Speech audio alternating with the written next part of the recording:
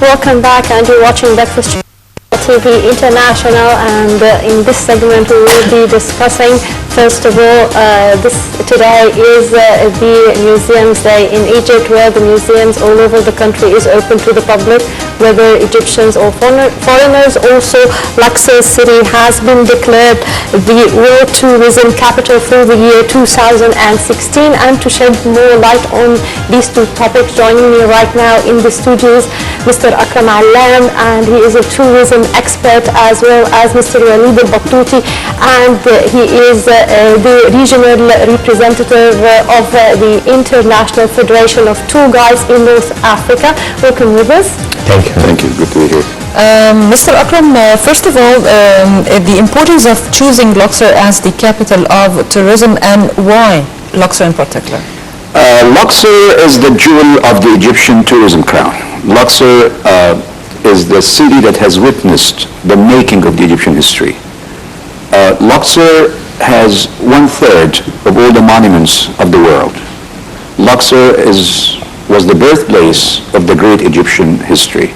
I mean, the history did not start there, but the climax of the Egyptian history happened there. Luxor is where pharaohs walked and lived and built empires.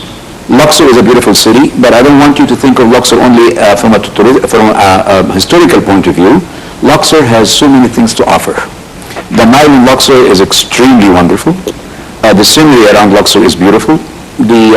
Luxor has a different character, and I think we should emphasize on the very special character of Luxor and bring it out. So to choose Luxor to be the world's capital city of tourism for this year, this is something that should have been made many years before. But we have to celebrate this occasion in every way possible and promote it widely. Mm-hmm. Well, Mr. Waleed, actually Luxor contains some of the most important and ancient monuments. It's one of the World Heritage Sites as well. Now, the importance, how can we promote, now that Luxor carries this title, how can we promote tourism and make use of that title to bring in more tourists, but even quality tourists? Well, I think we need to work 27 in the 24 hours. We need to work 27 hours in the 24 hours. We have a chance. The chance is back. We have to really take this chance and work very hard on it this time to show Egypt in a different way.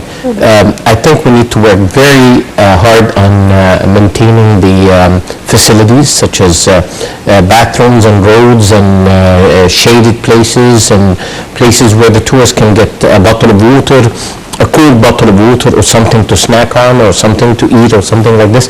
We need to work on this, and we need to put the bureaucracy behind. If we're going to stay looking for the bureaucracy, you have to go through a bid and do this. We only have 120 days, to be honest with you, and this chance, it is very important for us. Before we didn't really make any effort to bring tourists into Egypt. People used to come to Egypt anyway. I mean, the British, if we speak especially about the British, Egypt was their backyard. I mean, they would come 2 and 3 and 4 times a year. They know Egypt, they come to Luxor, they know the cab driver, they know the hotel, they know the name of the waiter. Believe it or not, some waiters in some of the hotels, they remember the tourist with his name, and the minute he comes back, they know what kind of a drink that he wants, which seat that he wants by the pool, everything. They know everything.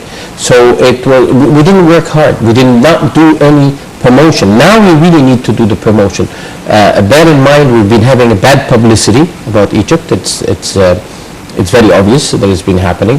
So this time we need to attract the people. I know that there will be some attraction to attract the people, like opening some new sites, some sites that is being closed. We need to promote Drab al-Naga, Al-Asasif.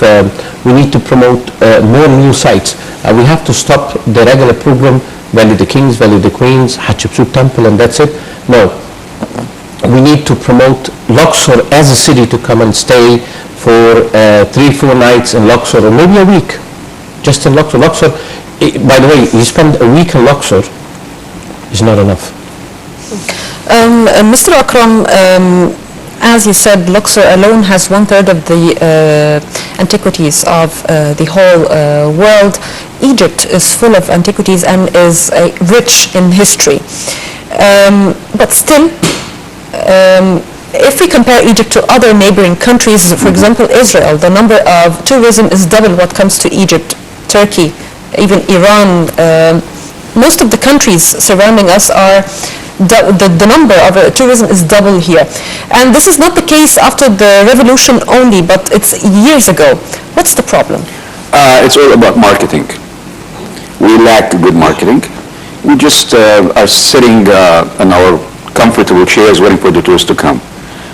Egypt was selling itself, as Mr. Waleed just mentioned.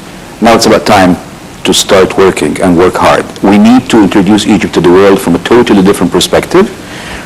You know, the window was closed for 5 years. Now the window's been opened very recently, and fresh air is coming through. So we want to bring Egypt to the world from a totally different angle. We want to introduce Egypt and everything that it has from a totally different angle. And our marketing teams, they should start working hard. We don't want to invent the wheel.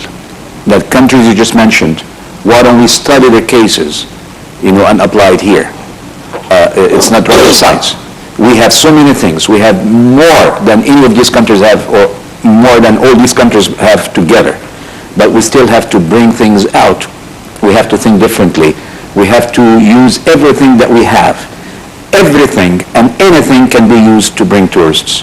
You know, our weather, our food, our scenery, our history, our people, our trees, our animals, everything we have. If we market it right, there is a customer for it. Well, Mr. Waleed, as now Mr. Akram has mentioned, he's talking about marketing. And all over the world, there are several world tourism markets. And as a member of the Federation, you must be attending. Some of them are too publicized for Egypt and marketed. Now, what's the biggest issues that you address? And from your field of expertise, what do people tell you? Like when you tell them come to Egypt, what's the answer? Why are they refraining? Right. Well, going back, actually, this is to combine also with your question, since you mentioned Israel. How many, I'll take the United States as an example, how many cities in the United States that flies directly to Tel Aviv? This is very important. So also the transportation is a major key player and issue. So I think over 12 states in the United States flies directly to, so that makes it a lot easier to people. The price, the air ticket price. If we talk about the national carrier flies out of one state, okay, in the east. So people has to fly from wherever they are to that state, or maybe go to Europe and have a transit, and we have a problem that is being going, and it's not, no one have done anything about it, that there a carrier that brings people to Europe, and then they lose the luggage, at least the first 2 nights they're having in Egypt. And, you know, that makes them unhappy. Even though we have nothing to do with it, it's the carrier, right? And it's been going for years. And I wonder, no one, as a government, as a country, no one ever said, stop it. You're doing this deliberately. I mean, this is done deliberately. I mean, it cannot happen. I would understand that maybe, God forbid, but maybe you're traveling. I mean, you travel a lot, I know. You've lost your luggage once. It happens once in a lifetime. But if you take a regular tour that starts on Saturday, and you know that your client tomorrow morning when you meet them at the hotel, Saturday and Sunday, they don't have bags, and then you're going to go to Upper Egypt, and they don't have their bags, and the carrier does not, and it's an international carrier, it's not the national carrier. This is one thing that it's really an issue that nobody ever thought of you know, tackling this or saying to this company, you know, we're going to badmouth you. I mean, this is happening especially in Egypt. And when I look at it today, I say, no, that's done deliberately, because it cannot happen every week. It happens. On every flight. And I'm telling you, it happened to me as a passenger. I was coming once, I don't want to mention that I was coming from the west coast of the United States, And I landed in Europe, and when I landed in Cairo, I walked away, and the people, they said, aren't you going to pick your luggage? I said, no, it's not going to come. And they said, no, you cannot be like this. I went over there, and then I went straight to the officer to issue the complaint. He said, no, that's the experience. It is the little things that really count, the little things that we sometimes don't look at. Like Mr. Waleed just said, the luggage. In Luxor, there's no nightlife. I mean, it's a beautiful city, wonderful people, but there's no nightlife. So what would you do at night? You're going to go into your hotel room and spend the night. That's not fair. The people want to go out. They want to go explore. They want to go to a nice restaurant. We don't have that enough number of restaurants in Luxor. We don't have an authentic Luxorian restaurant. We don't have that experience in Luxor. We need better streets in Luxor. We need more, I would say, experienced staff to deal with the tourists. We need nightlife, as I said. So we need to, expand our horizons. We need to ask the tourists, what do you want, what do you need, and then cater for their needs.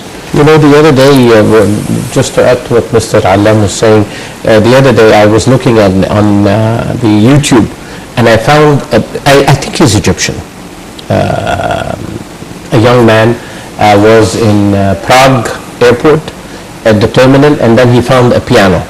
Well, later on I found that he does this everywhere. Yeah. Okay, but the guy sat in the lounge, and he started playing music, and you should see the reaction of the people. And I loved the idea, and I said, can't we do this in Cairo airport? How many youngsters that we can have in the streets of Luxor to play music? And I don't want anybody to say they're doing this. It's not bad if they're doing, and they get a little bit of money. They have a piano, they have, the guitar case, and people throw them $1 or something. That is not begging. But this happens all over the world, and I'm sure both of you have traveled and you've seen this in Times Square, in Piccadilly, in everywhere. It's everywhere. Yeah. Why can't we do this at night? The people walks. Why can't we have the young, fresh graduate from the Faculty of Art to sit and do paint and do a portrait? I don't have to go on a dinner cruise and have a belly dancer and the willing dervish. We need to think outside the box. Actually, Mr. Akram, I have a question for you as an Egyptologist and a tourism expert. It's irritating for me, maybe as an Egyptian, the secret behind Nefertiti's head, which Germany is, I don't know, doesn't want to let go. What's the secret behind this monument? To have an agreement between Egypt and other countries to restore back the stolen pieces or statues? Unfortunately, that agreement with countries has a date on it. Any monument that was taken illegally out of Egypt before 1982 is questionable. Unfortunately, it was taken way before that date. But anything that was taken from Egypt illegally after 1982 has to be returned with no question asked. The problem with Nefertiti is that it's too precious, it's one of a kind, it's rated as one of the top 3 most beautiful items of art ever made in the history of man. And in Germany, it actually is the sign of Berlin, It's in every square. They have a picture on the postage stamps, on the postcards, so it is the mascot of Berlin. So it will be not easy to ask for it back. The problem is it was found in Egypt, and it was taken to Germany illegally. The Germans have fooled us at the time. And 2 years after they took it from here, they displayed it in the museum, and it was the showpiece, the masterpiece of the museum. And then we tried to get it since then.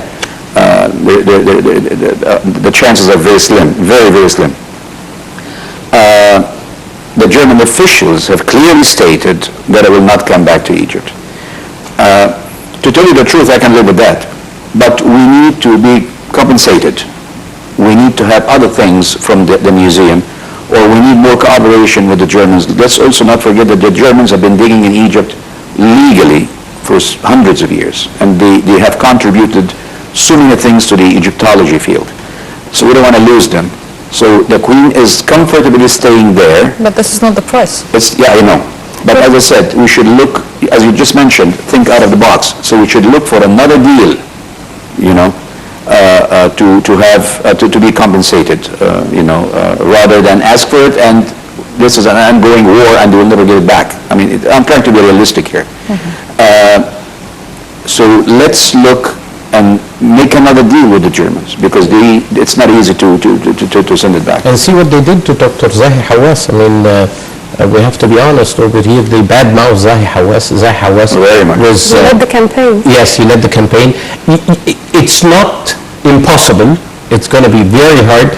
You need to have an international law firm, and politics has to come out of it, because I believe when Dr. Zahi Hawass was going towards the end, it almost threatened of a political tension between Egypt and Germany. But as we're trying to stay positive as much as possible, we always say, if you go to the British Museum, there is not a single tourist that stands in front of the Rosetta Stone in the British Museum and he doesn't say, I got to go to Egypt. Unfortunately, we've run out of time, Rasha. Well, I have to thank you very much. Thank you very much, Mr. Waleed. Thank you. Thank you very much. Thank you.